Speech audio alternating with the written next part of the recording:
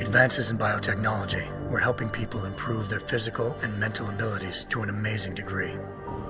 Provided, of course, they had enough money. A new breed of people was emerging, half human, half machine. And in Detroit, at least, not everyone was happy to see it. I'd just landed a job as head of security at Sarif Industries, a cutting-edge biotech firm. David Sarif himself handpicked me for the job. Said he needed me to keep his people safe. My ex, Megan Reed, was one of them. Brilliant neuroscientist, Megan had found a way to make augmentation safe and affordable for everyone. All she had to do was present her research to Congress. But the night before her big meeting, my security measures failed. A team of Black Op mercenaries stormed into Sarif headquarters, massacring everyone in sight. 3 of the mercs were heavily augmented walking tanks. Their mission?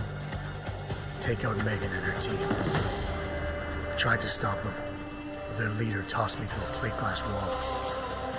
Last thing I heard as his bullet slammed into my brain was Megan's dying scream.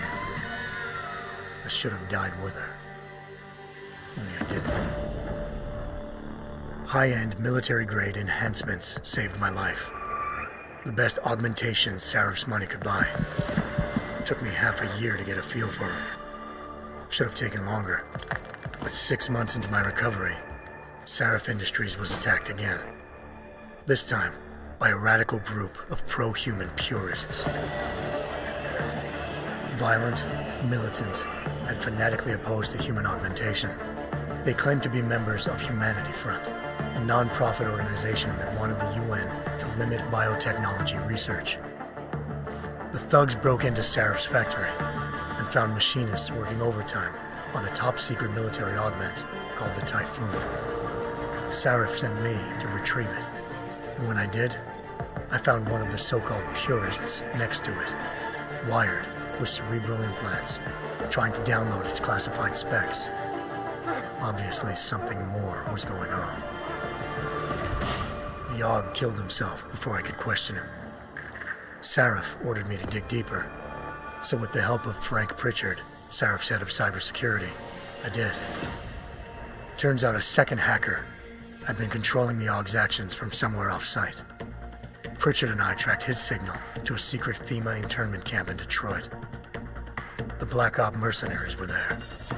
The same mercs who'd left me for dead 6 months before. Figured they'd try again when they saw me. Wasn't so easy for them this time. I took out the tank named Barrett. Even got him to give me a new lead. A penthouse apartment in China. Of course, we both knew it would be a trap in the end.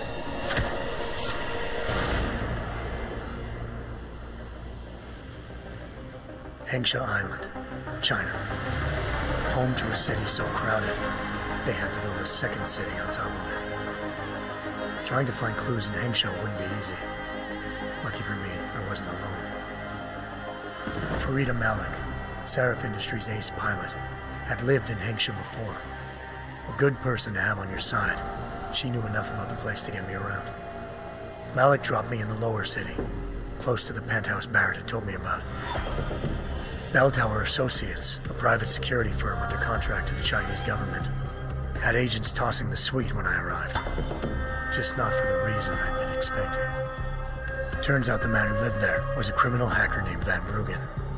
The same hacker who'd been remotely controlling the AUG in Sarif's factory.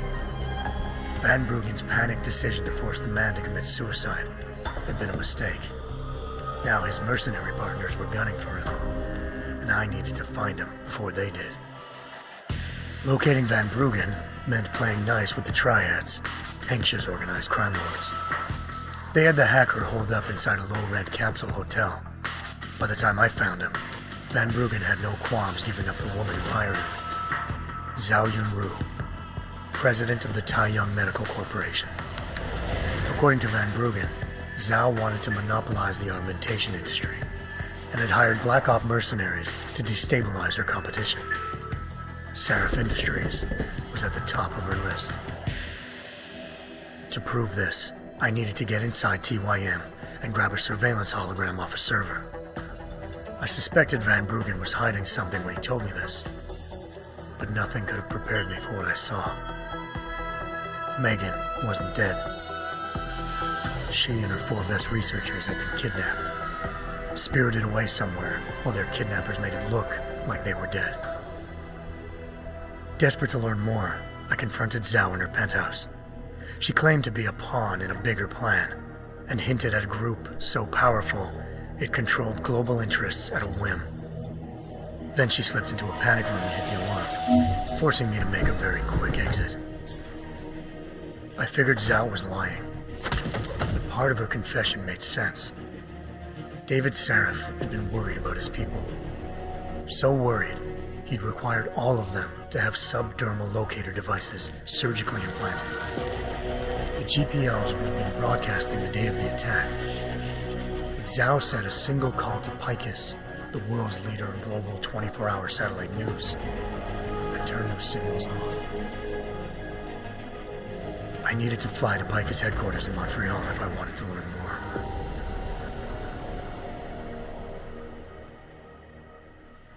Eliza Cassan, Picus Communications' First Lady of News. Malik thought I was reaching when I told her Eliza was involved in this. The world's most famous news anchor, working with a mercenary hit squad. But when I confronted Cassan in her office, she freely admitted to jamming Detroit's satellites the night Megan's team had been taken. Said she's just been following her commands. I suspected she wanted to say more. But Black Op mercenaries showed up looking to shut us both down. And just like that, the Eliza I'd been talking to disappeared. The Mercs were led by an augmented killer I crossed paths with twice before, Fedorova, a woman who'd made silence her best friend. She waited for me to track Eliza's transmission to a secret server room underneath the Picus complex, then jumped me from behind. A deadly fight ensued. I made sure she never moved silently again. With Fedorova down and no one left to keep Eliza quiet, she reappeared. Turns out Picus's First Lady of News wasn't a lady at all. She was a sophisticated AI program, engineered to monitor data streams and control what people believed. Eliza told me the Mercs had brought in a Humanity Front doctor named Isaiah Sandoval to remove the scientist's implanted tracking devices while Detroit's satellites were down. She also told me to speak to David Seraph if I wanted to learn more. By the time Malik and I got back to Detroit, tensions between normal and augmented citizens had reached a flashpoint. Riots were breaking out in several cities, and the UN was being urged to intervene. Seraph was trying hard to convince Hugh Darrow, the inventor turned philanthropist who'd once been a leading proponent of enhancement technologies, to help stop a possible regulatory vote. Seraph had a lot riding on Darrow. Megan's discovery would have given millions of people the chance to evolve beyond their normal human abilities, and at the same time catapulted Seraph Industries to the top of the Fortune 500. According to Seraph, Megan's kidnappers knew this, and didn't want people evolving unless they controlled how it was done. He called his enemies Illuminati, and urged me to keep searching. Determined to do so, I tracked down Sandoval via America's most outspoken augmentation opponent, Bill Taggart, Sandoval's boss and founder of Humanity Front. Sandoval admitted to operating on Megan's team when I confronted him, but said he hadn't removed their GPLs. He'd merely switched them to a different frequency. Pritchard was able to trace one of the signals to China. Malik and I immediately took off in pursuit. Unfortunately, the Illuminati were one step ahead.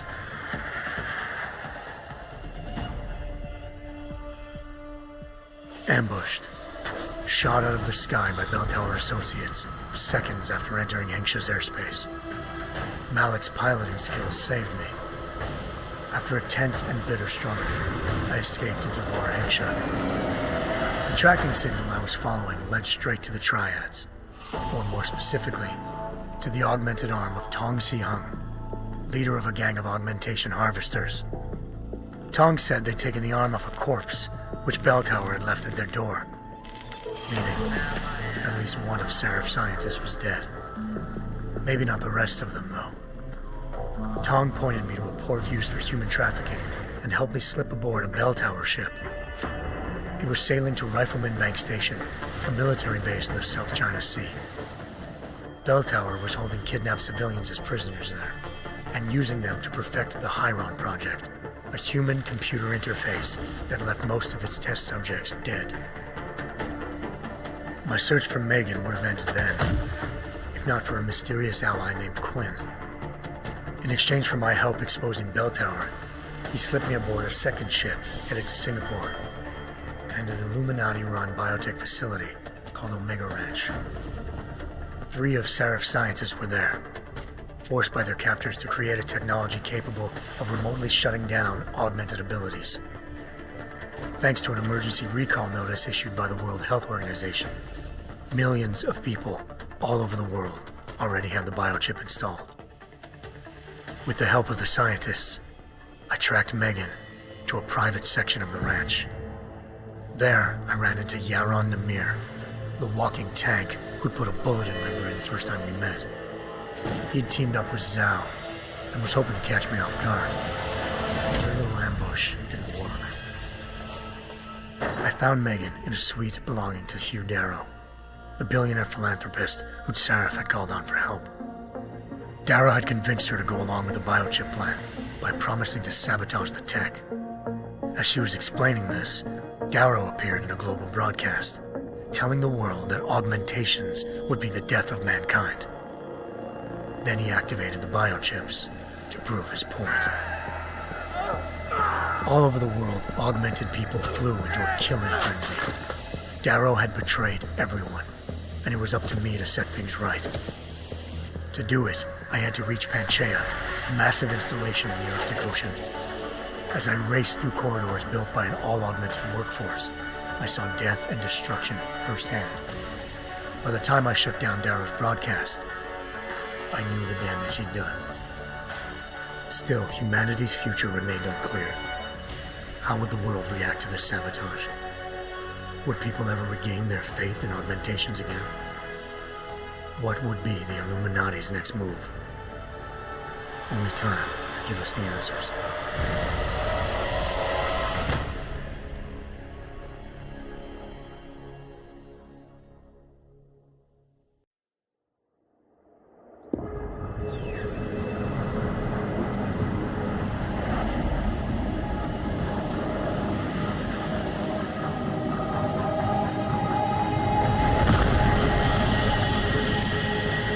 I once thought I could save the world. Now look at it.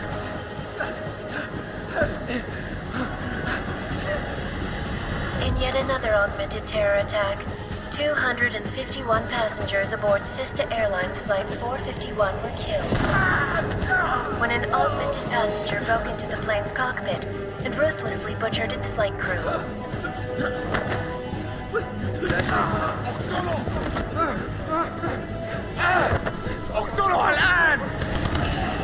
Details recovered from the black box recorder suggest that the man may have been suffering flashbacks to the AUG incident. That horrible day 2 years ago when augmented people all over the world flew into a psychotic killing spree, causing the greatest loss of life in recent history. Sometimes you just have to let go and embrace what you've become. Not gonna go all wonky on us now, Hansa, are ya? Well, if I do, McCready, I guarantee you'll never see it coming. Agent Jensen, am I gonna have a problem with you? No, sir. No reason to assume you would. Good, because you are the only augmented operative on this team, and I intend to make good use of you. Listen up, all of you. We got a sandstorm barreling down our arse and we can't afford to make mistakes. We're going after this man, an arms dealer named Shepard. He's ex-Bell Tower, one of the Special Forces commanders who disappeared during the incident. And he's come out of hiding. That cannot be good. It's not. He's selling weapons and military-grade augments to terrorists. This is Aran Singh, the undercover agent who lured Shepard out of his hole. Best you see Interpol's got. For 3 years he's worked hard to get in tight with the Jinn, an Iraqi smuggling cartel that's infected the Eastern Hemisphere like a plague. Last week, our arms dealer sent a message to the Jinn, offering to sell them a shitload of black market merchandise dirt cheap. They told Singh to handle the buy. They're not gonna like it when Interpol disrupts their party. Singh's cover really that good? It is right now. We need to keep it that way. This is where the deal's going down. A half-finished high-rise hotel that's been abandoned ever since the incident. It's not a pretty picture inside. Let me guess. Most of the laborers were augmented with heavy-duty industrial rigs. So when the incident hit, and they all went schizo, things got gruesome real fast. And no one, except for some homeless junkies, have been inside the place ever since.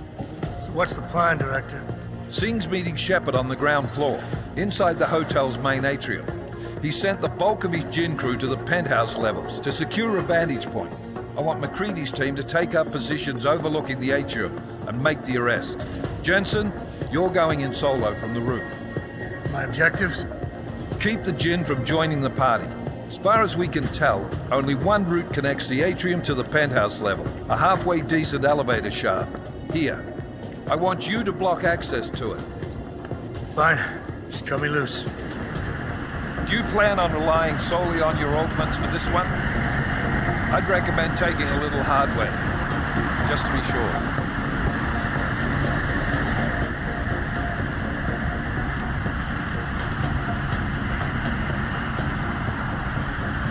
I'm not leaving my 6 exposed. Give me something lethal. Your call, but Singh's undercover in all this. So watch your fucking sights. What about range? There's lots of wide spaces and high ceilings in there, but a number of tight and constrained rooms too. So it's a crapshoot, really.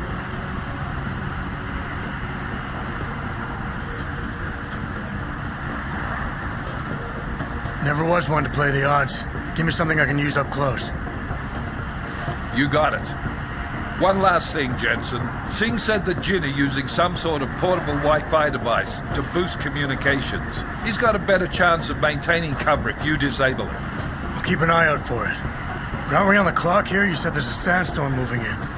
There is, and we got the intel on this mission at the very last minute, so we're scrambling a little. If it comes to it, your number one priority is keeping the Jinn out of that atrium. Copy that. Time to put away your heavy thoughts, gentlemen. We're approaching the target building. You're up first, Jensen. Let's do this. Task Force Actual. This is Knife Leader. Engage Hush drives and descend to Angels 1-5.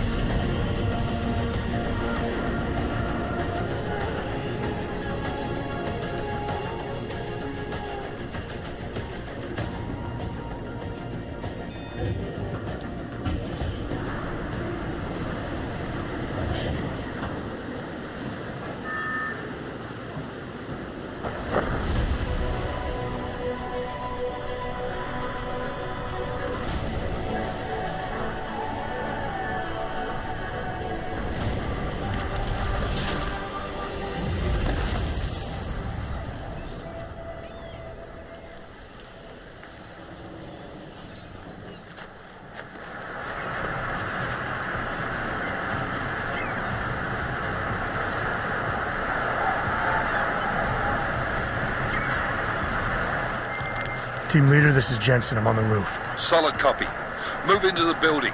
The access route you need to block is at the far end of the penthouses. And keep in mind, the direct route might not be the easiest one. Roger that. McCready will advise once his team is on the ground. Miller out.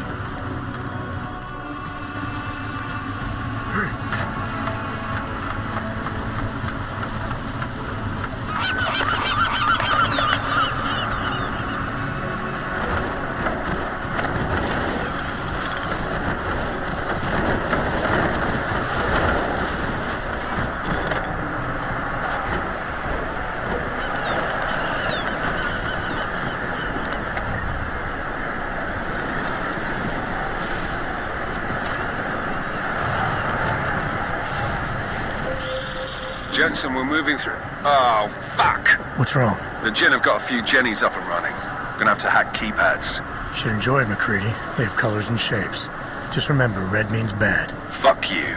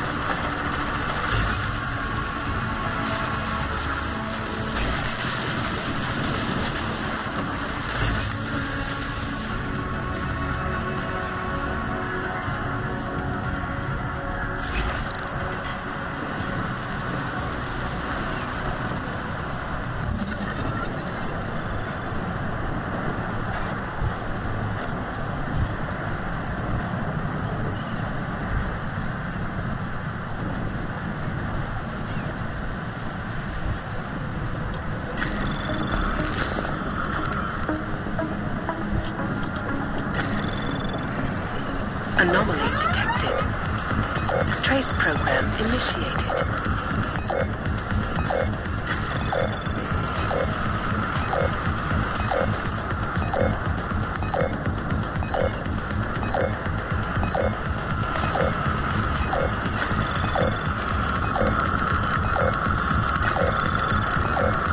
Access granted.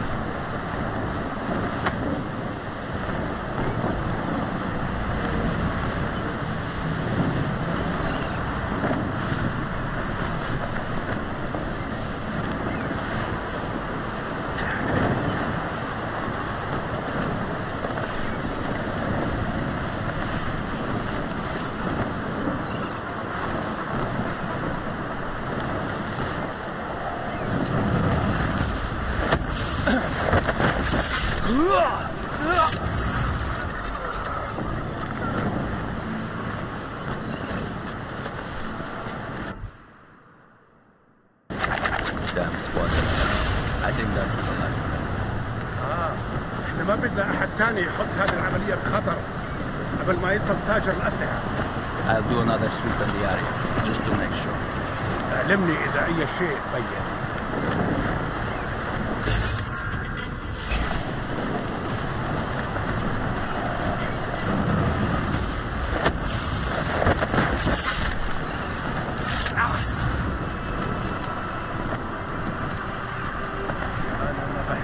هذا المكان لأنه بخوف عن آخر.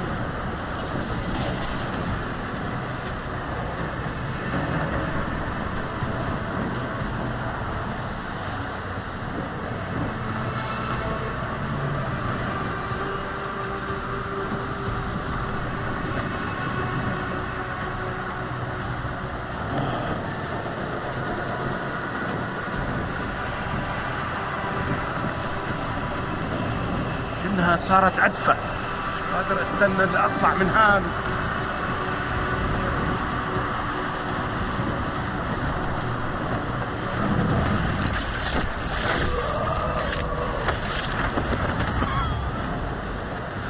مصيبة!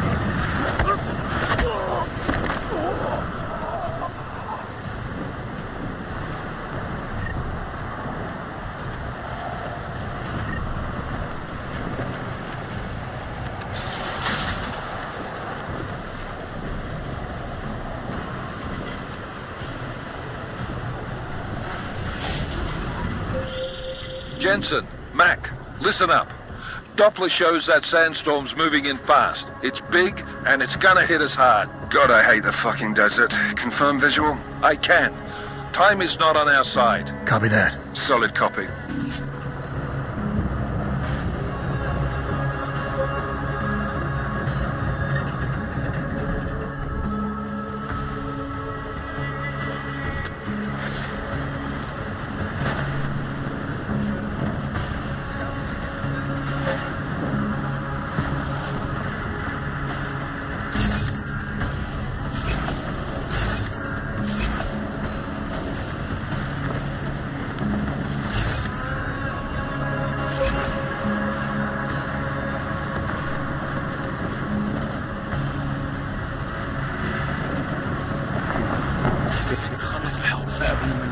تهيج عليه الجو ده بعد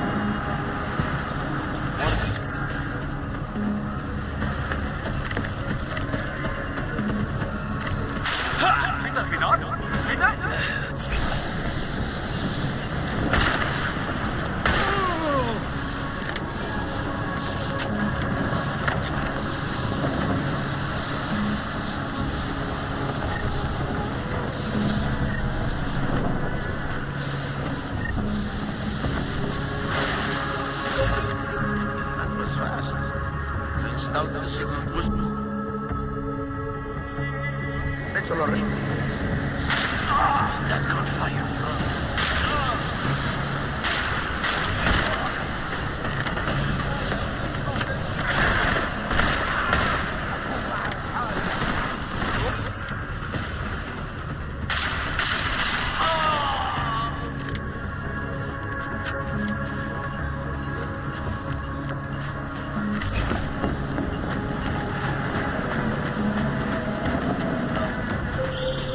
Jensen, what?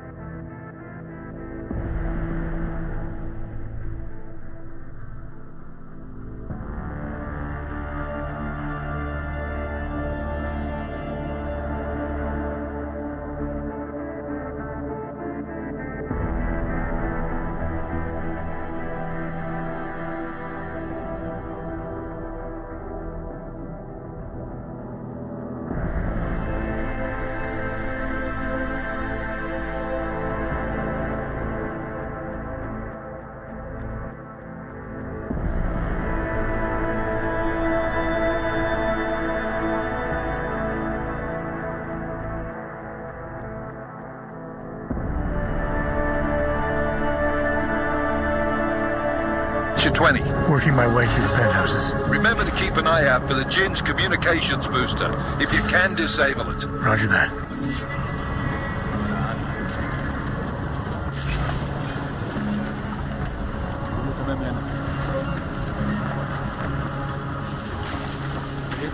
بس الحوار ده قبل ما نريد علينا.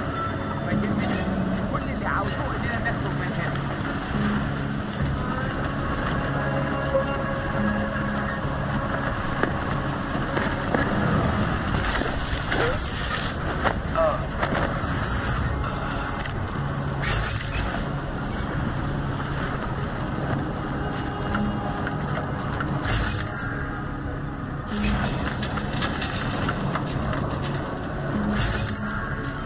You hear something?